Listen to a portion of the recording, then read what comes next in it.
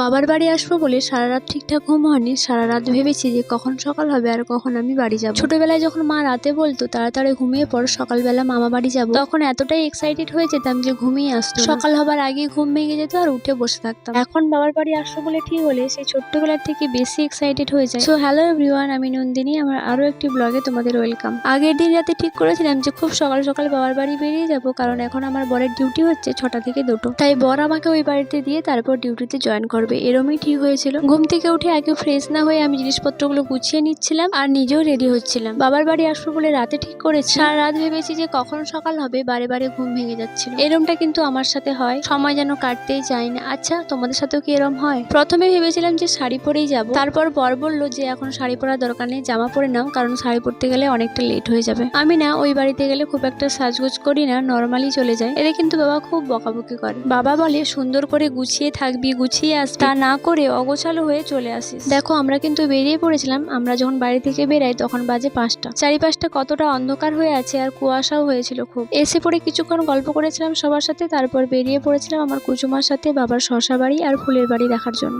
সকাল সকাল কিন্তু ফুলের বাড়িটা দেখতে খুব সুন্দর লাগছিল। আর এদিকে আমার বোনকে দেখো, আমার বোন কিন্তু চা নিয়ে হাজির। তারপর আমরা সবাই মিলে চা খেয়ে নিলাম, আর আমাদের সাথে আমার বাবা আর পিসিও গিয়েছিল ফুল আর শশার বাড়ি দেখার জন্য। চা তো খেয়ে নিলাম, এবার তাড়াতাড়ি ফ্রেশ হয়ে রেডি হতে হবে, কারণ বাড়িতে রয়েছে অনেক কাজ। বাড়িতে এসেছি একটা স্পেশাল কারণের জন্য, সেটা কিন্তু তোমাদের সাথে পরে শেয়ার করবো। চলো এবার কিছু তোমাদের মিষ্টি মিষ্টি কমেন্ট গুলো পড়ে নিই। সোমাগিরি বলেছে, আজ কিন্তু তোমার ভিডিও আমার ফার্স্ট চোখে পড়লো, আর ফার্স্ট চোখে পড়েই আমার খুব ভালো লাগলো। আর আমি পূর্ব মেদিনীপুর কাঁথি থেকে তোমার ভিডিও দেখি, তুমি একটু আমার নামটা নিও। এই যে তোমার নামটা নিলাম, থ্যাংক ইউ সো মাচ আমার ভিডিওটা দেখার জন্য। শিখা মন্ডল বলেছে, আমি তোমার ভিডিও বাংলাদেশ থেকে দেখি, ভীষণ ভালো লাগে। মেয়েদের পথ চলা কখনো মসৃণ হয় না দিদি, এগিয়ে যাও, সাফল্য আসবে একদিন। থ্যাংক ইউ গো, এইভাবেই পাশে থেকো। তোমাদের এই সুন্দর সুন্দর কমেন্ট আমার ভিডিও করতে আরো উৎসাহ দেয়।